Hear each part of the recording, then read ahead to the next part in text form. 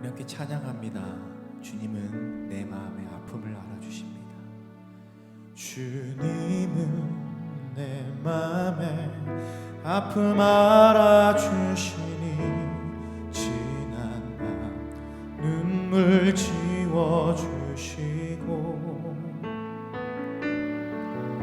아침에 돋아난 여린 풀들과 같이 내 마음을 새롭게 하네.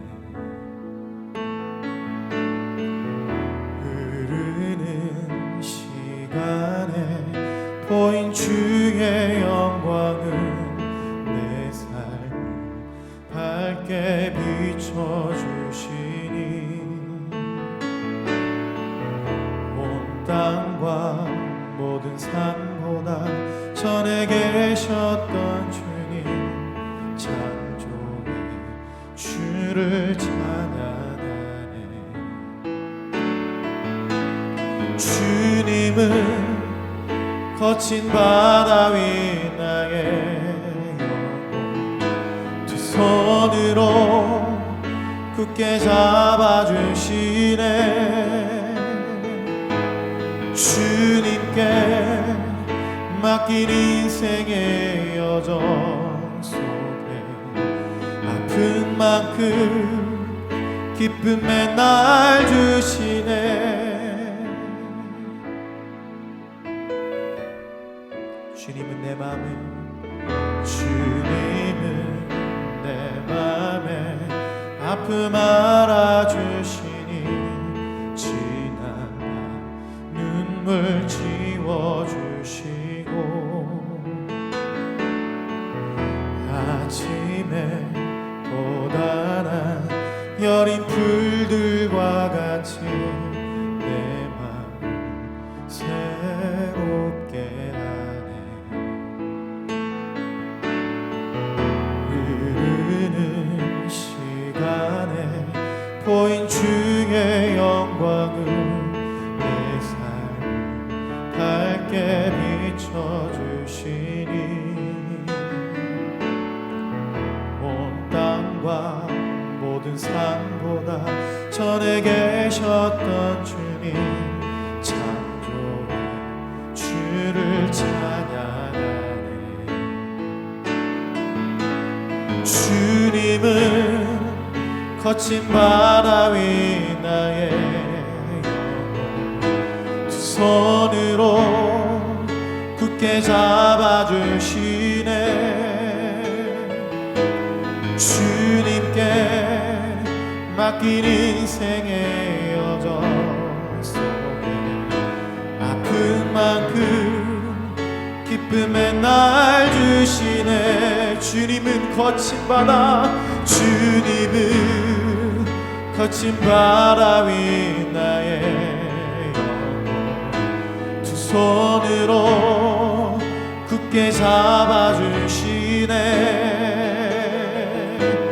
주님께 맡긴 인생의 여정 속에 아픈 만큼 기쁨 맨날 주시네. 주님은 거친 바다 위 주님은 거친 바다 위 나의 영혼 두 손으로 굳게 잡아주시네.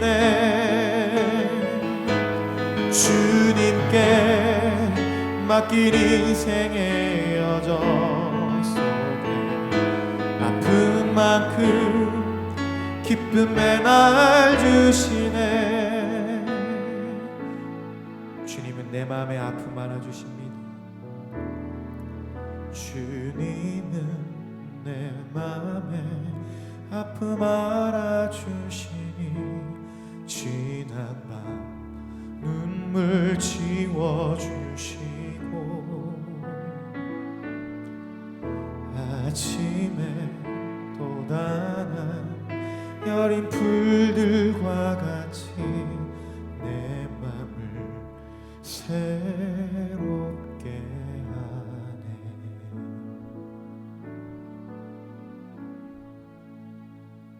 자, 이제 우리 커피 브레이크 에스더서 4장까지 왔습니다. 죽으면 죽으리이다. 오늘 주의 제목을 가지고 같이 한번 살펴보도록 하겠습니다. 자, 이제 국가적인 인종 청소를 하는 조서가 확장이 되고 쫙 퍼져갑니다. 그리고 사람들 사이에서 불안과 두려움이 퍼져가기 시작을 하죠. 자, 그러나 이 세상에는 항상 하는 이야기 있잖아요. 뭐 닫히는 게 있으면 열리는 게 있다고. 이들로 인해 가지고 유대인들은 굉장히 깊은 영적인 각성과 회개 운동이 함께 온 나라 안에 퍼져가는 것을 보게 되어집니다. 자, 항상 닫히는 것만 있는 것이 아니라 또한 하나님께서 열어가시는 것이 있다는 걸 보게 되어지죠. 우리가 보이지 않는 하나님의 새로운 역사를 이 부분에서 볼 수 있지 않을까 싶습니다. 죽음의 음모가 확장되어져 가고 있는 그곳에, 죽음의 음모가 확장되어져 가는 그곳에 하나님의 회개와 각성의 역사가 확장되고 있다 하는 거죠. 자, 항상 이 절망적인 상황은 우리의 영적 정체성을 상당히 흔들어 놓죠. 하지만 절망적인 상황은 또 동시에 정말 우리에게는 오히려 내 영적 정체성을 바로잡게 만드는 계기가 됩니다. 그러면서 보시는 것처럼 절망적인 상황이 생기면은요, 기도해봐야 소용없나? 내가 예수님을 믿어봐야, 또 신앙생활 해봐야 이게 소용없던 일인가 하며 영적 정체성이 상실하는 경우까지도 가기도 하죠. 그런데 오히려 영적 정체성이 이 굉장히 깊은 도전과 위기로, 고난으로 인해서 아니다, 믿음이 필요하다, 이제 다시 기도해야 되겠다라고 하는 그 열정을 일으키게 되기도 합니다. 물론 절망적인 상황으로 인해서 사람이 흔들리는 것 자체를 부정적으로 말해서는 안 됩니다. 누구나 다 그런 디프레션이 오고 절망적 상황이 오면 모든 것에 대해서 회의감이 들고 하는 건 당연한 프로세스입니다. 그건 누구나 거칠 수 있는 문제입니다. 또 그렇다고 해서 여러분 절대 그렇게 하시면 안 돼요. 야, 어떻게 크리스찬이 그런 거 가지고 흔들려? 그렇게 하면 안 되지. 믿음을 가져야지. 이렇게 하는 건 폭력이죠. 누구나 다 과정을 겪게 돼 있죠. 다만 소망하는 것은 그 깊은 절망이 처음에는 내 기도의 입술을 막고 처음에는 또 내가 하나님 앞에 엎드리는 것을 허무하다라는 마음을 갖게도 할 수 있지만, 그러나 결국 우리에게 이것이 결국 나의 정체성을 회복하는 통로다라고 받아들이고 바라보기 시작을 할 때, 그래서 나는 더 오히려 나의 나다움, 내 하나님 안에서의 내 자녀다움을 찾는 계기가 되리라고 저는 생각을 해봅니다. 그래서 이제 우리가 그런 거 있잖아요. 살아가면서 그럴 때 있잖아요. 나는 이제 정말 하나님 앞에 찬양하고 기도하고 나 이제 이런 거 못할 것 같아 라고 생각되어지게 하는 일들이 사실은 어떻습니까? 많은 경우에, 다는 아니지만 오히려 내가 기도해야 될 이유고 더 엎드려야 될 이유가 될 때가 많아요. 근데 참 신기한 건 내가 더 엎드려야 되고 내가 더 기도해야 될 이유들이지만 마음이 지치고 상하면 오히려 그것들이 엎드리지 못하고 기도 못하게 할 이유가 되기도 하죠. 그 사이에서 우리가 때로는 그 과정을 겪지만, 그러나 결국 그 모든 상황을 통해 우리다움을 찾아가는 통로가 될 수 있다라는 걸 이 에스더서를 통해서 저는 발견하게 됩니다. 사실 모르드게나 에스더나 마찬가지예요. 그들은 하늘에서 떨어진 영웅적인 신앙인들, 그런 사람들은 아닙니다. 날 때부터 독립투사로 태어나는 사람 없고요. 그리고 처음부터 민족의 어머니가 될 만한 영적 자질을 가지고 태어난 사람 없습니다. 말 그대로 에스더나 모르드게도 집안에서는 유대인이고 집안에서는 하나님의 자녀라는 것을 알고 있었지만 세상의 제국 앞에서는 숨기고 살고 싶었어요. 그들은 자기 자신을 드러내는 일을 즐거워하지 않았습니다. 그럴 만도 했겠다 싶기도 하지만 꼭 그렇게 말하기도 곤란하다고 제가 말씀을 드렸죠. 왜냐하면 고레스 왕 이전 그 시대에, 바로 그때는 고레스가 들어서던 그때는 우리가 잘 알고 있는 다니엘이 총리 대신까지 올라가고 하지 않았습니까? 바벨론의 왕을 섬기고 벨사살까지 섬기면서도 나중에 메대의 왕 다리오, 그리고 그 메대의 왕 다리오가 2년 만에 무너지고 나서 페르시아가 다시 메대를 접수하면서 고레스 때까지, 그는 그때까지 총리의 역할을 하던 사람 아닙니까? 이스라엘 사람으로, 유대인으로서 총리로 살아왔고, 그리고 또 그 다음에 우리가 잘 알고 있는 스룹바벨이 고레스 왕 때 또 성전 건축하러 이스라엘로 1차 포로기한 유대인들 다 했고, 그리고 이 모르드게 사건 다음에 나중에 또 후에는 느헤미야가 또 다시 포로기한을 하지 않습니까? 성벽을 재건하러. 많은 사람들이, 유대인들이 이미 정치적인 어떤 자리에 오르기도 했고, 그리고 유대인이라는 것이 크게 문제되지 않았습니다. 특별히 페르시아 사회는요. 그렇다고 한다면 굳이 이렇게까지 할 필요가 있었겠나 싶은데, 이런 모르드게나 에스더가 집안에서는 하나님 자녀지만 밖에서는 아닌 것처럼 살아왔던 이 사람들이 고난의 자리가 닥치면서, 공적인 이 영적인 위기가 닥치면서 그들은 자신들이 누구인지를 정확하게 밝혀내기 시작하죠. 그래요. 믿음의 여정은 고통을 피하는 길을 주기도 하지만 믿음의 여정은 고통을 이기는 길을 줍니다. 그리고 그 고통을 통해 나의 나다움을 더욱 뚜렷하게 드러나게 하는 거죠. 그래서 하나님이 나에게 믿음을 주신 이유는 뭘까? 지난날의 삶을 나를 이렇게 인도해 오신 이유는 뭘까? 이때를 위함이 아닐까라고 모든 것을 다시 보게 만드는 눈. 자, 그것을 저와 여러분이 한번 살펴봤으면 좋겠습니다. 자, 첫 번째로 이제 우리 4장에서는 전환점이 일어납니다. 술과 향락의 잔치가 퍼져가고 있을 때 그 속에서 남모르게, 그리고 이제는 공개적으로 통곡과 금식의 성회가 일어나고 있죠. 먹고 마시고 흥청하고 노래 부르고 놀고 있는 사람들의 노랫자락 소리가 퍼지고 있는 그 가운데 눈물 어린 소리가 하늘을 향해 올려드려지고 있고, 흥청망청 먹고 있는 사람들 사이에서 금식하며 울부짖는 사람들이 일어나기 시작을 합니다. 자, 말 그대로 진짜 블랙 앤 화이트 사이에 엄청난 대조점이 일어나고 있는 거죠. 자, 전환점이 일어나고 있습니다. 그것은 바로 모르드게가 이 모든 일을 알고 자기의 옷을 찢고 굵은 베옷을 입고 죄를 뒤집어 쓰고 성중에 나가서 대성 통곡하면서 시작되어집니다. 자, 온 페르시아는 진짜 국가적 클럽이 되었습니다. 그냥 클럽이 되었을 때, 정말 클럽이 난리가 나고 있던 그런 때에, 그때 오히려 한 사람은 기도원을 세우고 있었던 걸 보게 되어지죠.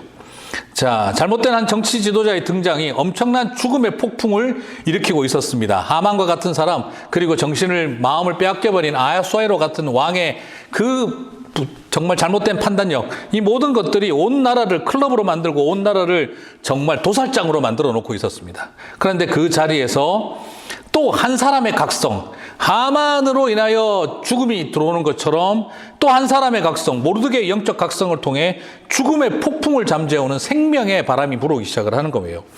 모르드게는 행동으로 자신이 누구인지를 공적으로 드러내고 하나님 앞에 서게 됩니다. 4장 1절을 보게 되죠. 모르드게가 뭡니까? 자기의 옷을 찢고 굵은 베옷을 입고 죄를 뒤집어 쓰고, 그럼으로써 나는 유대인이라는 걸 완전히 공적으로 드러냅니다. 그리고 이것은 한 개인의 결단으로 끝나지 않았습니다. 그것은 공동체적인 통해로 확장이 되어집니다.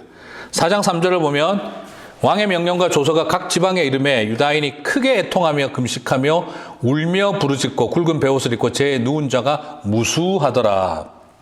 자, 개인의 영적 각성과 공동체 전체의 영적 각성과 자신이 그리스도 유대인이라는 걸 드러내기 시작을 하게 되죠. 자, 오늘 이 행동은요, 자신의 억울하고 요런 이제 그 죄를 뒤집어 쓰고 베옷을 입고 이런 어떤 행동들을 금식하고 하는 것은 자신의 억울하고 비통한 감정을 표현하는 행동이기도 하고, 그리고 일종의 시위적 성격을 가지고도 있죠. 우리는 억울하다는 거죠. 하지만 근본적으로 이 행동들은 다 뭡니까? 애통하며 굵은 베옷을 입고 죄를 뒤집어 쓰고 하는 이 금식하는 일은요, 근본적으로 그들이 이 모든 것을 회개하는 심정으로 출발하는 독특한 특징을 가지고 있다는 걸 참고로 하실 수 있어요. 자, 사실 그리고 이것을 왜 그 맥락에서 봐야 하냐 그러면, 여러분 이미 아까 앞에서도 말씀드렸던 다니엘이 했던 행동이 이거였고, 나중에 느헤미야가 하는 행동도 이겁니다.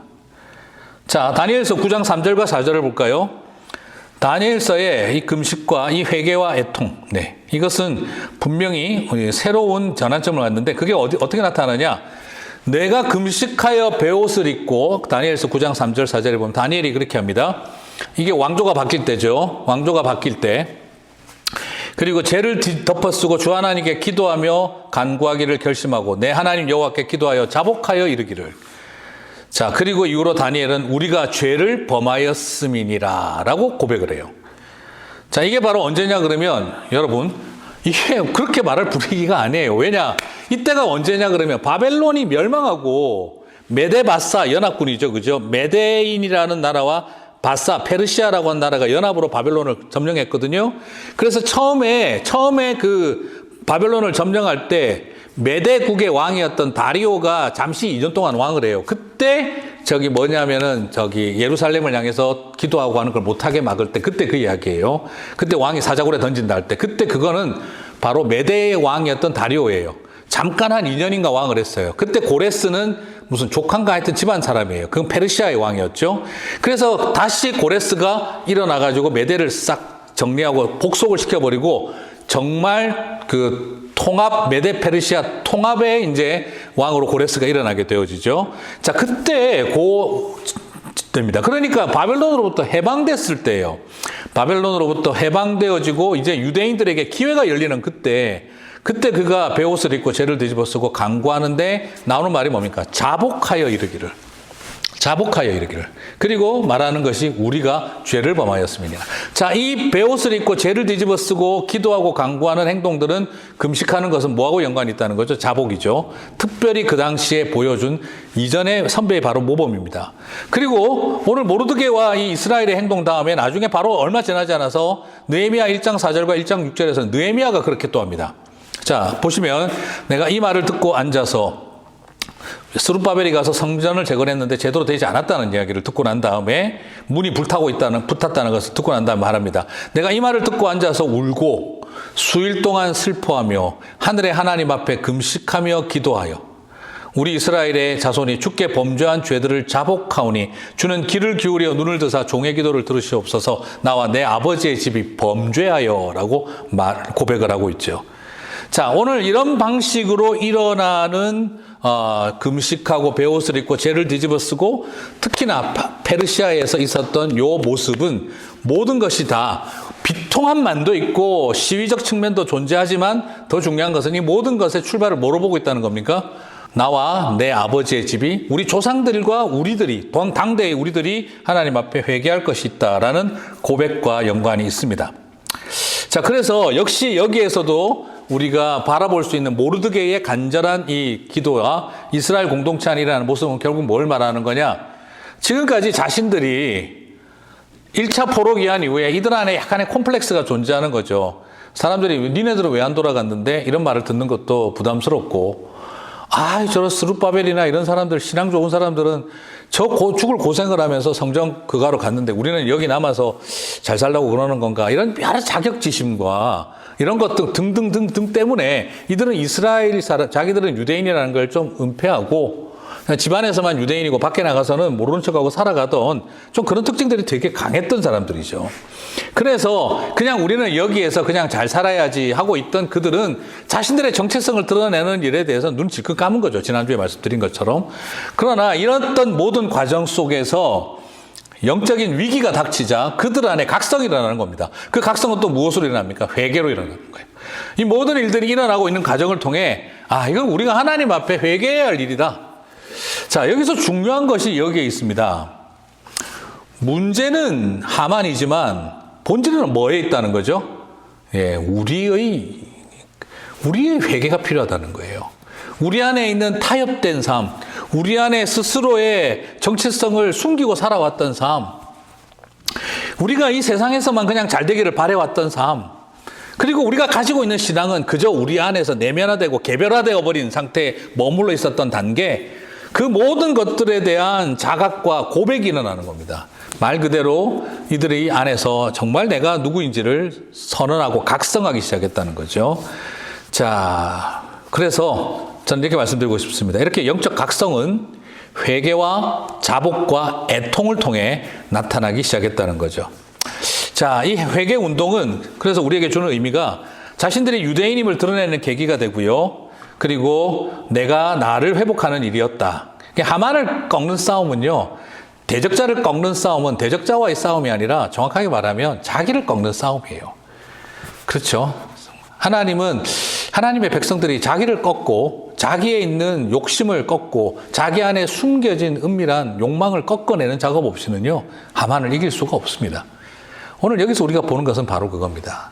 모르드게는 하만이라고 하는 빌런이 등장하면서 내가 누구인지를 알게 되고 우리를 내 안에 있는 하만이 나쁘다 하는 것만큼이나 중요한 것은 우리가 틀렸다, 우리가 잘못된 길을 걸어왔었다를 인정하고 엎드리는 거예요.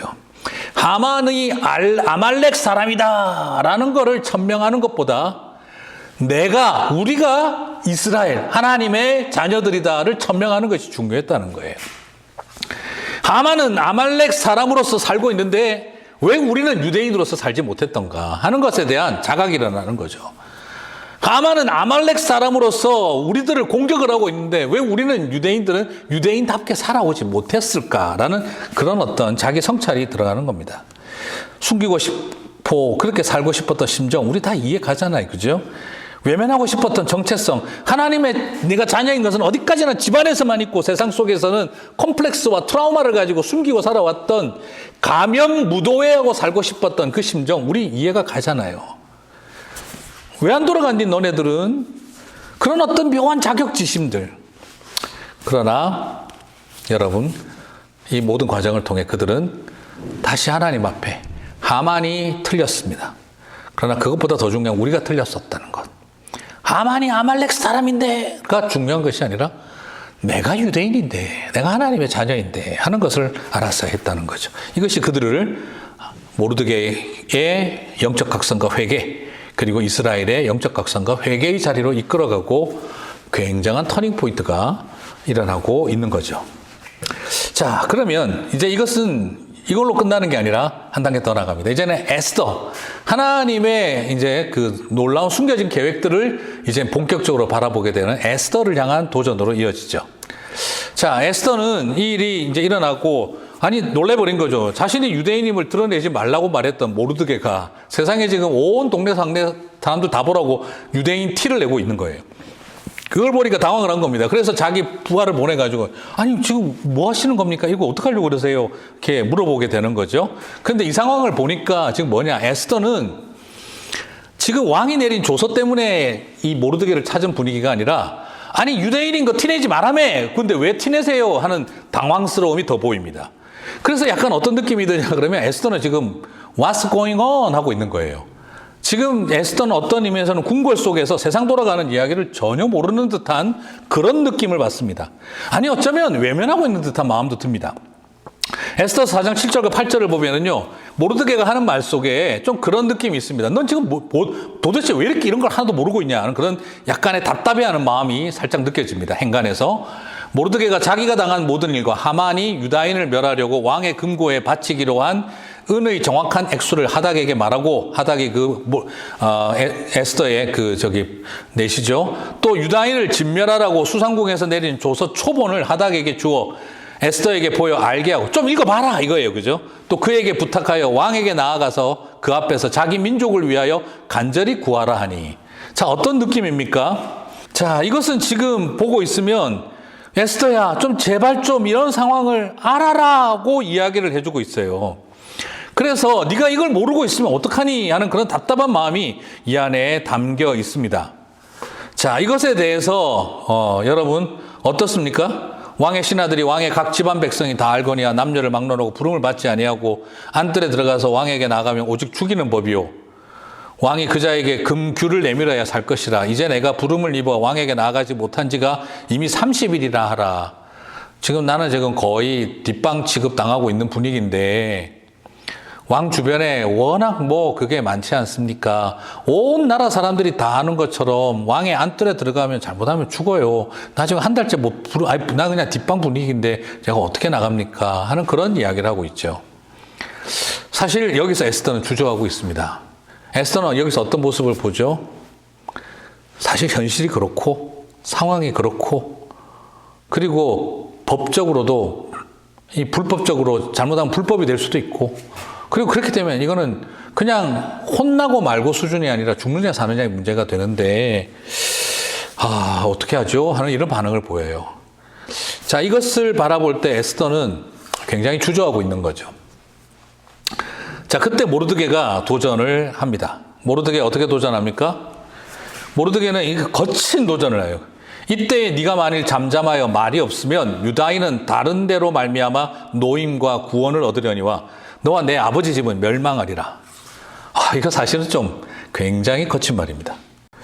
한마디로 말해서 이렇게 말씀하시는 거죠. 네가 아니라도 하나님은 우리를 구원하신다. 네가 아니라도 하나님은 우리를 구원하신다. 그러므로 네가 침묵하면 너와 내 아버지의 집은 멸망한다. 자, 평생을 딸처럼 돌봐놓고 아버지처럼 살았다고 하는데 지금 이 상황에 아버지 이야기를 들고 나오는 거는 도대체 뭘 말하는 걸까요? 사실 이 말을 들은 때 돌아가신 아버지 이야기 끄집어내면 참 에스더 마음 힘들었겠죠. 좀 거칩니다. 그러나 이 속에서는 깊은 책망이 있기도 하고 모르드게의 좀 거친 성품을 보는 듯한 마음도 들기도 합니다만, 그러나 이 속에는 끄집어낸 아버지 이야기는 뭘 뜻할까? 저는 모르드게가 이 아버지 이야기를 끄집어낸 거, 네 아버지 집은 멸망하리라. 굉장히 서로 가족은 건드리지 맙시다 막 이렇게 할 만한 상황 아니에요? 평생 당신이 아버지 노릇 해놓고 지금 와서 돌아가신 아버지 이야기는 왜 꺼냅니까? 거기서 우리 아버지가 왜 나와? 할 만한 지금 그런 상황인 거죠. 근데 이 의도는 뭘까요? 이 의도는 뭘까요? 저는 이 의도를 나쁘게도 볼 수 있겠습니다만 저는 이 속에서 오히려 네가 누군지 알아라는 것을 도전하고 있다는 거예요. 자, 무슨 말입니까? 에스더야, 지금 일이 여기까지 왔는데도 네가 누군지를 각성하지 못하겠냐? 네 아버지가 어떤 사람이었는지, 그리고 너는 어떤 아버지의 딸이었는지, 너는 누구였는지를 왜 모르겠느냐? 각성하지 못하겠느냐라고 도전하고 있는 거예요. 그래서 언제까지 네가 누군지 알고 언제까지 궁궐 안에서 이렇게 모르고 살고 이 죽음의 공포와 같은 우리 민족의 사람들이 그 각성 속에 있는데 너는 이거랑 아무런 상관없는 사람처럼 왜 존재하고 있느냐? 손해볼 각오, 죽음을 무릅쓸 각오를 해야 될 때가 아니냐? 네가 누구냐 도대체? 너의 아버지는 왜 그렇게 돌아가셨느냐? 아마 뭐 정확하게 알 수는 없지만 그 과정 속에서 어떤 죽임을 당했고 어려움이 있었겠죠. 그런 것을 통해서 아버지 이야기를 끄집어냈다라고 저는 여겼습니다. 그래서 너는 보이지 않는 하나님의 이 섭리 속에서 네가 누군지 알아라는 도전을 던졌고요. 그리고 난 다음에 네가 누구인지 알아야 한다는 각성과 함께 보이지 않는 하나님이 왜 너를 여기까지 인도했다고 생각하느냐라고 하는 두 번째 이 소명에 대한 이 각성을 시키고 있어요. 에스더 4장 14절 그 후반부를 보면은 네가 왕후의 자리를 얻은 것이 이때를 위함이 아닌지 누가 알겠느냐? 뭐죠? 과거에 대한 너는 누구인가에 대한 각성을 요구하고, 자, 너는 누구의 딸이냐라고 하는 각성. 돌아가신 아버지의 그 딸로서의 영적 자신에 대한 존재의 각성과 그다음에 두 번째는 왕후로서 하나님이 왜 너를 왕후가 되게 했는지에 대한 각성을 요구하고 있는 거예요. 굉장히 기가 막힌 말이죠. 모르드게가 정말 사실 에스더를 뻥하게 만들었어요. 눈 팍 떠지게 만들었어요. 돌아가신 아버지 이야기를 끄집어내면서 넌 누구냐 도대체? 넌 누구의 딸이냐? 그리고 두 번째는 너는 왜 왕후가 되었느냐? 왜 왕후가 되었을 거라고 생각하느냐? 라고 도전함으로써 네가 아니라도 하나님이 우리를 구원하신다. 그러나 너를 통해 하나님이 우리를 구원하기를 원하신다. 라고 정리하면서 첫 번째 각성은 네가 누구인지 알아라. 와, 그리고 두 번째는 너의 왕으로서의 너의 소명을 다시 찾아봐라 하는 겁니다. 왕으로서 너의 소명을 다시 찾아라. 아버지의 딸로서 네가 누군지 알고 왕으로서 너의 소명을 다시 찾아라 라는 거예요. 자, 참 여기서 놀라운 도전을 주죠. 자, 우리에게 이것은 굉장히 큰 도전입니다. 이 땅을 살아가면서 내가 누구인가와 하나님은 나를 왜 부르셨는가? 이 두 가지를 정확하게 이해한다는 건 쉬운 일이 아니죠. 오늘 이 짧은 순간에 모르드게는 에스더의 자기 속에 있는 숨겨진 자아에 대한 각성, 아버지의 딸, 그리고 우리는 그냥 여기에서 페르시아에서 성공하려고 왕후가 되려고 했는데 이게 너나 나나 우리 잘 먹고 잘 살게 하려고 우리는 그렇게 하려고 했었는데 하나님이 너를 그 자리 가도록 허락하신 것은 그 이상의 소원 성취가 아니라 소명이 있었던 거 아니냐라고 하는 각성을 시켜준 거예요. 하나님의 관점으로 바라보게 만든 거죠. 자, 이 하나님의 관점으로 보게 만드는 이 일을 통해서 굉장한 변화가 에스더에게 한 번에 일어나게 되어지죠. 자, 룻은 하나님만 바라보고 유대 땅에 온 사람이에요. 에스더는 유대 땅에 가지 않고 세상 속에 남았던 사람이에요. 그가 에스더와 모르드게가 세상 속에서 살아갈 때는 그냥 이제 우리는 페르시아에서 행복하게 잘 살자, 행복하자, 아프지 말고 그것을 꿈꾸고 남았는데 이제는 아프지 말고가 아니라 죽지 말고까지 상황까지 가버린 거예요. 죽을 수도 있는. 그때 왜 하나님이 우리를 여기 있게 하셨을까에 대한, 우리가 선택하여 여기까지 올라왔는 줄 알았는데 하나님이 우리를 여기까지 인도하셨구나를 보게 만들었던 거죠. 자, 이것이 오늘 우리에게 주는 도전이 뭘까요? 하나님은 유대 땅으로 돌아간 사람들만 하나님의 백성처럼 귀하게 여기고 이방 땅에 남아있는 사람들은 2등 백성, B급으로 생각하고 계신 것이 아니라 그들은 자기들의 소원을 이루고 살아가고 B급 소망을 이루려고 살아가고 있는 것처럼 보이고 있었으나 그러나 하나님은 그들에게 A급 소명을 준비시켜 주는 과정으로 그 모든 것을 지켜보셨다라는 걸 깨닫게 하신 거죠. 참 놀랍습니다. 저는 이것을 바라보면서 이것이 고난이 주는 저는 유익이라고 생각해요. 고난은 감추었던 나의 정체성을 보게 하고 잊어버렸던 내 존재를 알게 하고, 그리고 고난은 나의 소원을 소명으로 바꾸는 자리로 우리를 이끌어간다는 거죠. 고난이 없었더라면 맞서지 못했을 것이고 맞서면서 내가 누군지 알고 그리고 왜 나를 여기까지 인도하셨는지를, 내가 내 발로 여기까지 살아왔는 줄 알았는데 하나님이 인도하셨구나 하는 걸 알게 된다는 거죠. 그렇습니다. 그리고 난 다음에 에스더는 가장 멋진 고백을 던집니다. 죽으면 죽으리이다. 에스더는 짧은 순간이지만 자신이 직면해야 할 두 가지 각성, 내가 누구였는지 그리고 하나님이 왜 나를 여기까지 오게 하셨는지, 나의 관점이 아닌 하나님의 관점에서 보는 눈을 갖게 됐습니다. 그래서 에스더는 결단을 하게 되죠.